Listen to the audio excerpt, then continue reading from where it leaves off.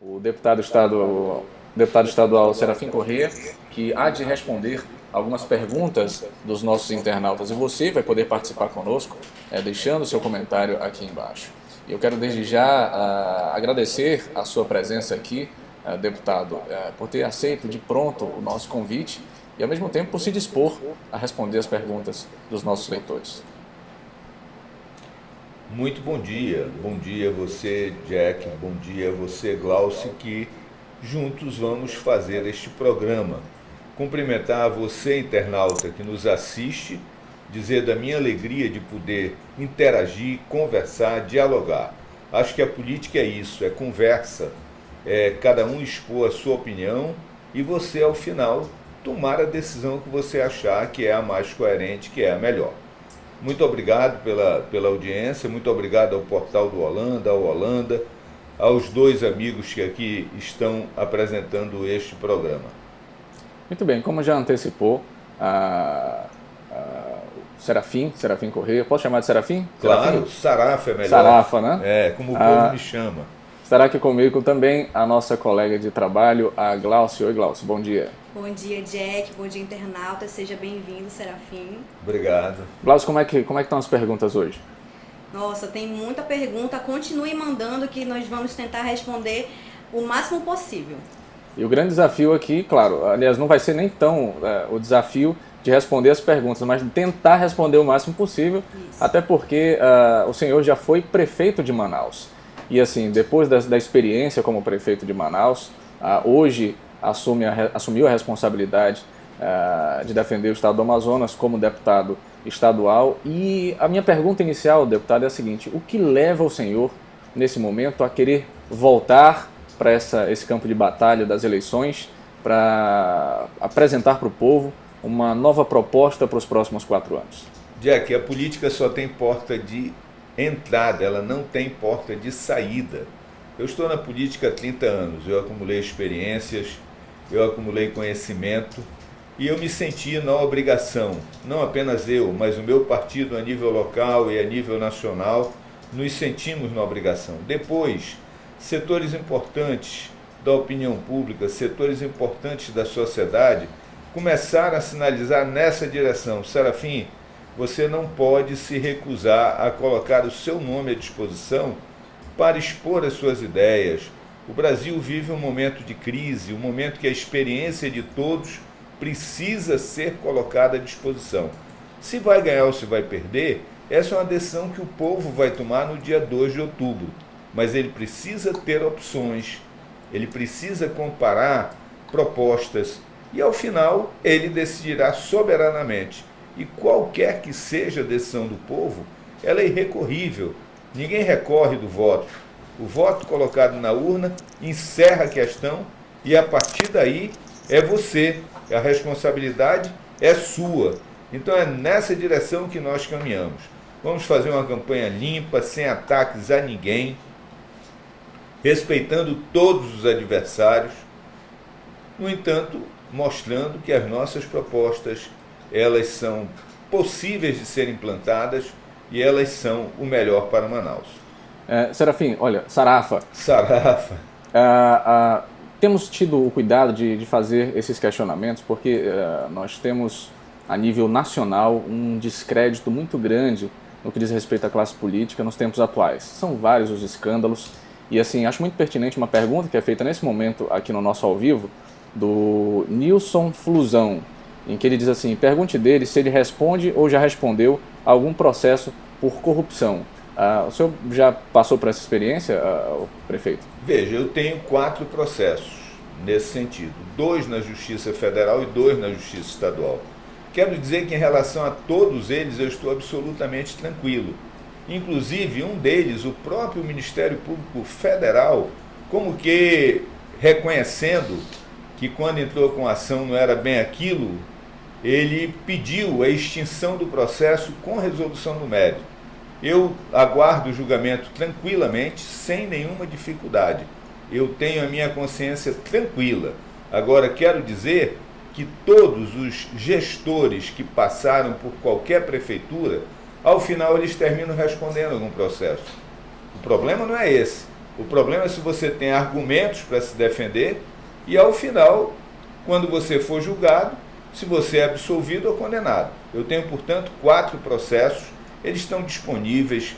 Todos aqueles que quiserem conhecer esses processos, por favor, Justiça Federal, primeira vara, 2 processos, e também na primeira vara da Fazenda Municipal, 2 processos. Podem ir lá, folhear os processos. Na Justiça Federal é em meio físico, portanto tem que ir lá, mas na Justiça Estadual é em meio digital, está online. Podem entrar e podem examinar. Inclusive, um desses da Justiça Estadual, eu já fui absolvido 2 vezes em processos exatamente pelo mesmo motivo, que é aquela lendária história de que eu doei um terreno para uma igreja, o que não é verdade. Eu não doei, no entanto, já ganhei 2 processos, transitado em julgado, mas existe um terceiro que ainda não foi julgado. Eu aguardo e aguardo serena e tranquilamente, sem nenhum problema. Muito bem, como eu falei inicialmente, nós estamos aqui com a Glaucia. A Glaucia vai transmitir ao pré-candidato as perguntas que você faz para a gente aqui no ao vivo, como também na postagem anterior que nós fizemos anunciando a entrevista. Glauciane, é com você. Bom, Serafim, um dos maiores questionamentos dos nossos internautas é sobre o transporte público. É um problema que vem se arrastando durante anos e sai prefeito, gera prefeito. Continuamos com vários problemas no transporte público. O senhor acredita que esse problema tem solução e quais são as suas propostas para esse segmento? Ele é administrável. Agora, esse é o maior problema de todos os prefeitos das cidades grandes e médias. Eu considero Manaus uma cidade acima da média, ela tem mais de 2 milhões de habitantes. E aonde é que a coisa pega? Pega principalmente na tarifa. Por quê? Porque a tarifa é quem financia todo o sistema. Na minha leitura, e quero dizer que eu fiz isso, deixei isso encaminhado, a meu ver isso era uma coisa boa e que resolvia o problema dali para frente, mas lamentavelmente voltaram atrás e desfizeram tudo aquilo que eu tinha feito. Eu vou lembrar exatamente o que foi. Primeira questão é o seguinte: essa história de planilha para definir tarifa, isso é contra o consumidor. Explico por quê. Como é que é calculada a planilha? Você pega todos os custos do sistema e divide pelo número de passageiros. Então a empresa não tem nenhuma preocupação em diminuir custos, porque seja qual for o custo, quem vai pagar é o passageiro. Quando nós fizemos a licitação lá em 2007, nós mudamos essa regra. O reajuste seria anual, mas o povo saberia como ele aconteceria. Seria 40% da variação do óleo diesel, que é 40% do custo do sistema, e 60% da variação do INPC. Era feito, pegava esses 2 índices, multiplicava e você tinha qual era o percentual. Se o diesel não subisse, seria 0 essa parte. Se o INPC fosse 10%, 60% de 10 é 6, o aumento seria 6%. Portanto, as pessoas saberiam previamente como seria. O segundo encaminhamento foi aquele que acabava com crises com a Justiça do Trabalho. Por quê?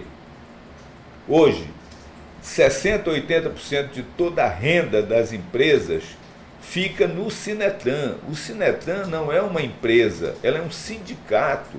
Ela não pode agir como uma entidade empresarial. Então, nós obrigamos no contrato a que eles criassem uma sociedade de propósito específico para a venda antecipada dos ingressos, ou melhor, das passagens.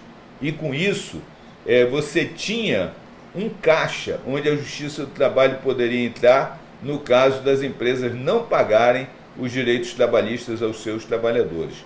Estranhamente, essas 2 medidas foram deixadas para trás e tudo voltou a ser como antes. O resultado é esse imbróglio que a gente tem todo ano e ainda hoje e cada vez mais. Agora, o transporte coletivo é uma questão complexa, muito complicada, com interesses os mais variados, e é delicado porque as empresas Brasil afora, elas não têm crédito, elas não têm acesso ao sistema financeiro.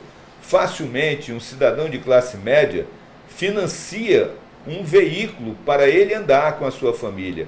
Mas as empresas, por mais importantes que sejam, não conseguem comprar ônibus. Então, até mesmo para entrar alguém novo no sistema, é complicado, porque existem vários cartéis controlando o transporte coletivo no Brasil inteiro. Isso é fato, não adianta desconhecer isso. E você sequer consegue comprar um ônibus novo. Exatamente porque as empresas que vendem os ônibus, que encarroçam os ônibus, elas estão vinculadas a esses grandes cartéis que dominam o transporte coletivo no Brasil. Dominam São Paulo, Rio, Minas, e daí eles dominam o Brasil inteiro. Significa então que o país está refém desses cartéis? Está refém, pois é, mas olha só, quando eu era prefeito, a Frente Nacional de Prefeitos lutou muito para que tivéssemos um plano nacional que houvesse um fundo, para esse fundo financiar o transporte coletivo. O último gesto em favor do transporte coletivo no Brasil foi no governo Sarney, em 1985, a criação do Vale Transporte. Isso foi há mais de 30 anos. Depois daí, o governo federal simplesmente disse, olha, esse problema não é meu, esse problema é dos prefeitos. E os prefeitos vão e voltam a Brasília, toda a marcha dos prefeitos em Brasília. Os presidentes até recebem 1.000 prefeitos, 2.000 prefeitos, 3.000 prefeitos, prometem uma solução, mas ela nunca acontece. Eu quero sempre chamar o senhor de prefeito. Obrigado. Olha, que seja uma profecia, né? Então. Pois é, exatamente. Porque assim, se trata de um sistema que ele economicamente ele se autoalimenta.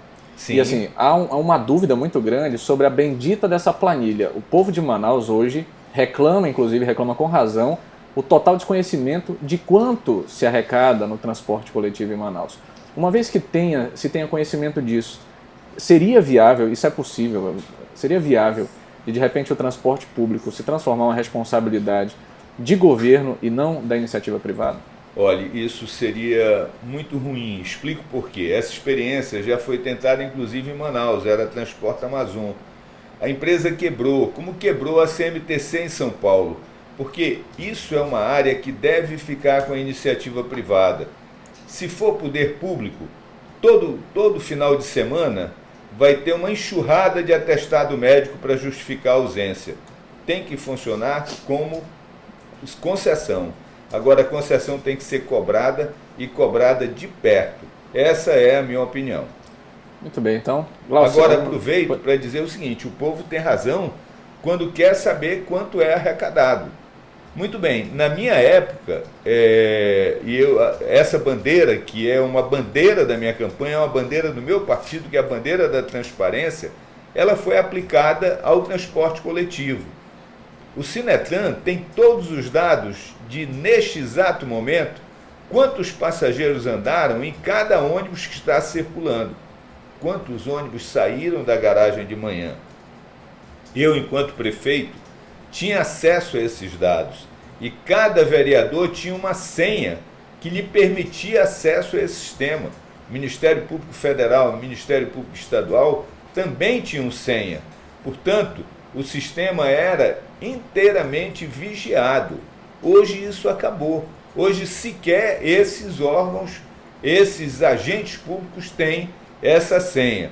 A minha proposta é de que isso fique online para que o público saiba exatamente isso. Quantos ônibus estão rodando, quantas passagens inteiras foram vendidas, quantas são de vale transporte, quantas são meia passagem, quantas são de pessoas idosas que não pagam.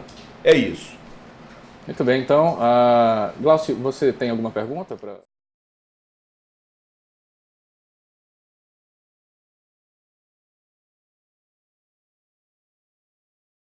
Entender até hoje por que acabaram com a domingueira. É o seguinte, as empresas, como disse, elas têm dificuldades financeiras, pelas mais variadas razões, e elas terminam não pagando os tributos municipais. O que é a domingueira? Por exemplo, eu imagino que as empresas hoje devam algo em torno de 100 milhões de reais ao município. Elas não vão pagar esse dinheiro. Então nós fizemos com a Domingueira exatamente aquilo que o governo federal fez com o ProUni. O que foi o ProUni? Pega as dívidas das universidades particulares e recebe através de bolsas de estudo. O que é a Domingueira? Quanto é o valor? Está devendo, por exemplo, 100 milhões de reais. Você pega a Domingueira, então aos domingos, ao invés de cobrar R$3, vai cobrar R$1. Esses R$2 vai para uma conta corrente para abater dessa dívida. Ou seja, o dinheiro sairia diretamente das empresas em favor da população. Isso é uma coisa boa, eu não consigo entender até hoje por que acabaram com a Domingueira e mais, por que a Domingueira não voltou.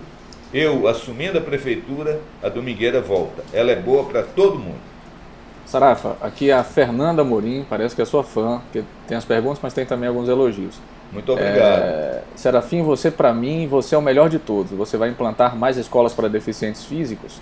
Na sua época, o que você mais fez foi isso, parabéns. E eu quero aproveitar e unir aqui essa pergunta da Fernanda, uma outra, da Grazi Alves, que ela pergunta e faz um questionamento um pouco mais amplo. Gostaria de saber da sua proposta para a educação, em especial os professores. Muito bem, então vamos lá. Escola para deficientes. A única escola que existe em Manaus para deficientes foi construída na minha administração. É André Vidal de Araújo, numa homenagem ao pioneiro para tratar crianças com deficiência. Ela fica ali na Avenida Maceió. É uma escola referência no Brasil inteiro. A nossa proposta é implantar mais 3 escolas, uma em cada zona da cidade. Com relação à nossa proposta para a educação, entendemos que a educação é a fonte de tudo e sinalizamos claramente para a nossa sociedade como um todo, trazendo para ser nossa vice a professora Cristiane Balieiro, que está saindo da sala de aula para caminhar junto comigo para me ajudar a administrar Manaus. Nós precisamos cuidar das nossas crianças, mas precisamos cuidar também dos nossos professores. Para as crianças, eu apresentei 2 novidades. A primeira é um tablet por aluno. Isso é perfeitamente possível. Um tablet hoje no Mercado Livre custa R$180. 220 mil tablets. E aí o tablet não custaria 180, ele custaria um pouco menos, mas vamos admitir que seja 200. Então você teria aí um gasto de algo em torno de 40 milhões de reais. E 40 milhões cabem perfeitamente dentro de um orçamento de R$1 bilhão. Os professores terão melhoria salarial como tiveram na minha época, inclusive com uma vantagem sobre os professores do Estado, porque o professor municipal, se aposentar, tem como base o valor total da sua remuneração, que é paga através de um subsídio. Já os do Estado, na hora de se aposentar, terminam levando só a parcela fixa, o que é uma tragédia. Pré-candidato, quais são as suas propostas em relação ao recapeamento asfáltico? Manaus é uma cidade que, por não ter drenagem, por ter crescido aos saltos, por ter muita área de invasão, ele tem uma dificuldade muito grande da manutenção do pavimento asfáltico. Nós entendemos que esse problema tem que ir sendo resolvido aos poucos. Progressivamente eles têm que ser resolvidos. No entanto, a maneira emergencial de resolver isso é manter um sistema integrado nos distritos de obras para dar essa assistência permanentemente e, principalmente nos corredores, mantê-los plenamente lisos para que o trânsito possa fluir normalmente.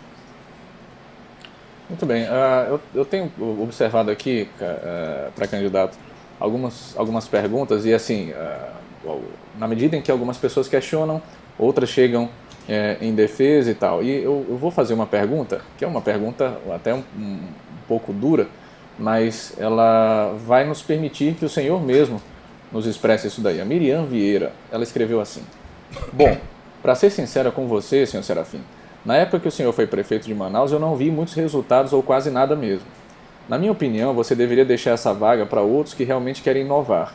Por que o senhor não se aposenta e deixa a juventude inovar e fazer algo de bom para o povo da cidade? Sei que você é um homem sério e ficha limpa. mas nós precisamos de ideias inovadoras e pessoas cheias de garra que ainda acreditam em dias melhores. Essa é a Miriam Vieira. E aí entra o Dinho Certinho, que ele vai e responde aqui dizendo: bom dia, Miriam Vieira, os resultados da época do Serafim estavam a céu aberto, a pé, de carro, de ônibus, a população de Manaus trafegava nos 2 viadutos, Gilberto Mestrinho, Coroado e Miguel Arraes. Enfim, ele faz uma defesa aqui. Mas existem alguns pontos aqui. A primeira delas é aquela coisa de que deveria deixar a vaga para outro para que ocorresse uma inovação. E ela fala que deveria ser para a juventude. Ela reconhece que o senhor é sério e ficha limpa, mas ela fala sobre ideias inovadoras e de pessoas que acreditam em dias melhores. O Sarafa está sem ideias inovadoras e não está mais acreditando em dias melhores, é isso? Isso, na opinião dela, que eu respeito e abraço. No entanto, eu vou lembrar algumas realizações que eu fiz. A primeira, Miriam, Maternidade Moura Tapajós. Lá já nasceram 40 mil crianças. 40 mil crianças significa 40 mil mães. Então isso tem que lotar em 2 domingos a Arena da Amazônia, para poder caber 80 mil pessoas, porque lá só cabem 40 mil. Veja que isso foi revolucionário, isso foi inovador, isso mudou a vida dessas mães. Eu fiz o programa da água, que até então ninguém teve coragem de enfrentar, de pagar os preços. Eu paguei todos os preços, rasgando 250 quilômetros de ruas na Zona Leste e na Zona Norte, para levar água. Eu fiz o viaduto Miguel Arraes, eu fiz a nova Maceió. E com um detalhe, Miriam, eu tive metade dos recursos que a atual administração teve. E eu fiz muito mais. Esse vai ser um debate muito bonito, porque nós vamos ter a oportunidade de comparar e mostrar o que cada um fez. Eu não temo esse debate, ao contrário, eu quero esse debate.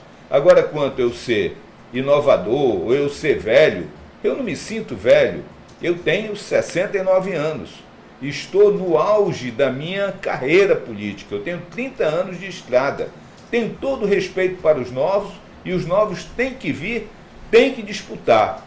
Agora, tem que ter muito cuidado com essa história de que os velhos têm que se aposentar. Eu ouvi esse discurso em 1989. O novo quem foi? O Collor. O Collor fez uma tragédia no Brasil.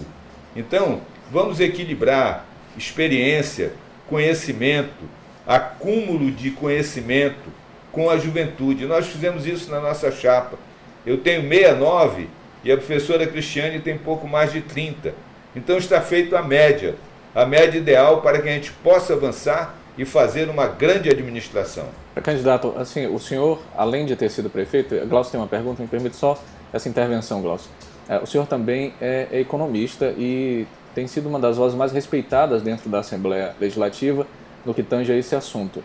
E na entrevista que nós fizemos com o prefeito de Manaus, ele citou da importância que teve de, durante o período dessa crise, alguém com um certo conhecimento, maturidade, está à frente da administração. E essa crise ainda não terminou, né? Seria essa a importância, talvez, da sua Também intervenção? isso, eu acho que eu tenho experiência acumulada, eu sou ex-gestor municipal, eu sou economista, eu sou advogado. Agora, eu quero deixar claro para a população de Manaus que a crise não chegou na Prefeitura de Manaus.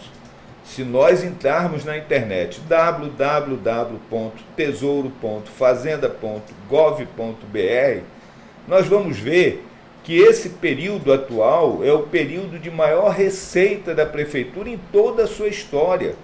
E essa receita é crescente. 2013 foi maior que 2012, 2014 foi maior do que 2013, 2015 foi maior do que 2014 e 2016 vai ser muito maior. Em números redondos, a minha prefeitura teve menos de 6 bi nos 4 anos. A atual prefeitura já tem mais de 13 bi, portanto, 7 bi a mais do que eu tive. Eu não estou dizendo isso para atacar ninguém, eu estou dizendo isso para mostrar que eu tendo menos, eu fiz muito mais. E é esse o debate que nós vamos assistir. Para candidato, o Rogério Nascimento ele quer saber como o senhor pretende melhorar a coleta de lixo na cidade? Coleta de lixo também, ela tem várias linhas que se interligam. A primeira tem que ter racionalidade. E para isso tem que haver uma campanha educativa que a população esteja inteirada. O horário certo para colocar o lixo na lixeira, o horário certo dos mutirões, os dias certos dos mutirões, a coleta de lixo, e não apenas a coleta de lixo. Manaus terá um grande desafio nos próximos anos para quem venha a ser eleito prefeito de Manaus. Se essa responsabilidade for minha, eu já antecipo qual é a questão do destino final do lixo em Manaus. Nós temos um aterro controlado que foi feito na minha administração. Essa talvez tenha sido a obra mais importante feita na minha administração. No entanto, não rendeu um único voto, porque aquilo ali não dá voto. Mas aquilo ali é fundamental para a saúde das pessoas. Só que, por trás do aterro, veio a Avenida das Flores. E a Avenida das Flores seccionou o terreno. Agora, o aterro não pode crescer muito mais. Ele tem uma sobrevida de, no máximo, 4 anos. Então, nós temos que cuidar desde logo para saber, primeiro, qual é o modelo. A prefeitura vai fazer um aterro? A prefeitura vai licitar para que uma empresa particular tenha essa concessão? Qual vai ser o caminho? Isso é algo que precisa ser discutido e esse debate começa agora, para que nós tenhamos a melhor solução, porque 4 anos é um período muito curto para fazer, se for um caminho, começar a comprar a área, começar a fazer os procedimentos, se for uma licitação, começar a fazer a licitação. Isso, inclusive, é uma grande disputa, porque tem muita gente no Brasil querendo esse espaço. Muito bem, para você que está ligando agora, nós estamos acompanhados aqui do pré-candidato a prefeito de Manaus, Serafim Corrêa. Aqui comigo está a minha colega Glauce, que está acompanhando aí as perguntas que você está enviando para a gente através do Facebook. Muito obrigado pela sua participação. Várias pessoas participando, Sarafa. E eu vou agora fazer para você, transmitir 2 perguntas especificamente, que elas são a mesma coisa. A Daniela, só um instantinho. A Daniela Cordeiro pergunta quais são as propostas para a segurança na capital. Eu sempre friso o seguinte, de que a responsabilidade da segurança é do Estado, mas o que exatamente a Prefeitura poderia colaborar nesse sentido? E essa pergunta é complementada pelo Dinarte Fernandes. Ele fala, moro em Manaus há 5 anos e nesse período notei que a violência urbana aumentou muito. Gostaria de saber quais são as suas propostas para reverter esse cenário. Como você bem disse, Jack, a segurança pública é a responsabilidade do governo do Estado, mas a Prefeitura de Manaus, estabelecido na Constituição da República, tem 2 obrigações das quais ela não pode fugir. A primeira é cuidar dos seus próprios municipais, e aí nós temos que ter vigilância armada nas escolas, nos postos de saúde, de tal forma que isso, no mínimo, dê uma sensação de segurança a quem frequenta a escola, a quem frequenta os postos de saúde. Segunda questão, a iluminação pública, que precisa chegar a toda a periferia de Manaus, que precisa entrar nos becos, que precisa ser disseminada. Ela não pode ficar apenas nas grandes avenidas, porque ali é para fotografia. Ela tem que chegar no bairro, ela tem que chegar no lugar mais distante, e ela tem que ser eficaz. Eu sei que tem lugares na periferia que os próprios traficantes atiram nas lâmpadas e quebram as lâmpadas. Mas aí quem tem que agir é a polícia militar. O que a prefeitura tem que assegurar é a presença da iluminação pública, porque isso ajuda em muito o governo do Estado. Outra questão é que eu entendo que a segurança pública, por dizer respeito à vida de todos nós, ela merece ser tratada em permanente diálogo entre prefeito e governador, entre secretário de segurança e o responsável da prefeitura, no caso, pela guarda municipal. É nessa direção que nós caminharemos. Muito bem, nós estamos ao vivo aqui do Portal da Holanda para que você possa fazer suas perguntas, e eu transmito mais uma vez aqui um novo questionamento das pessoas que estão perguntando nesse exato momento aqui no ao vivo. O Divox diz assim: quando Serafim Corrêa foi prefeito, muitos artistas locais receberam incentivos para suas carreiras. tínhamos uma cultura valorizada. Como seria, numa possível gestão, a questão da cultura, pré-candidato?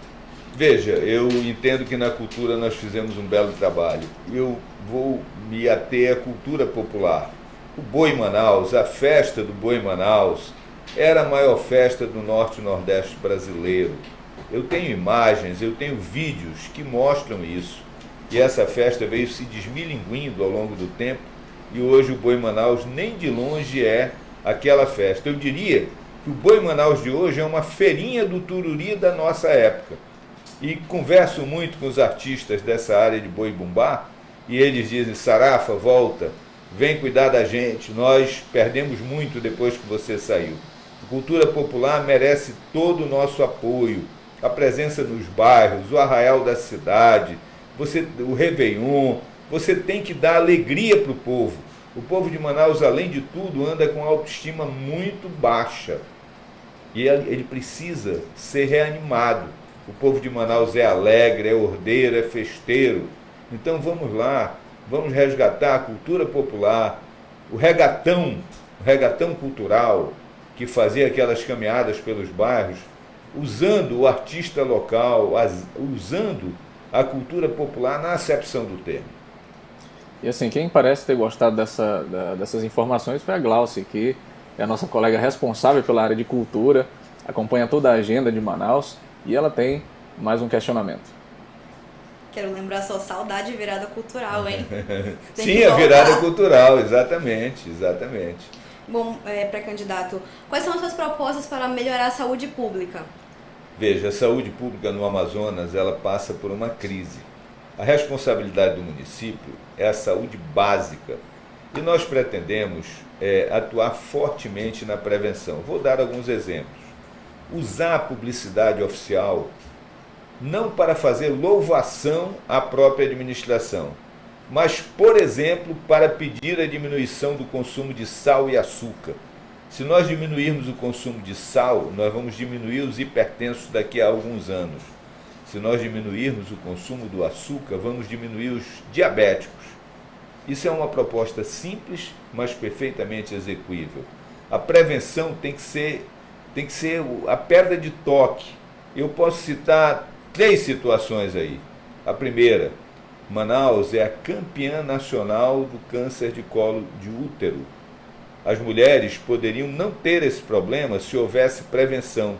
E hoje, o melhor exame é aquele meio líquido, que a doutora Mônica Bandeira, que é uma lutadora, batalhadora, tanto defende. Existe um laboratório municipal que foi implantado na minha época, Sebastião Marinho.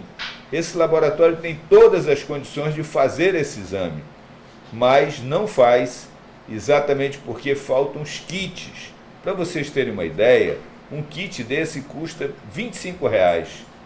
10 mil kits a cada mês, durante um ano, daria 120 mil kits em Manaus, e com isso, com R$250 mil todos os meses, nós estaríamos agindo na prevenção para, com isso, diminuir as situações de câncer de colo de útero.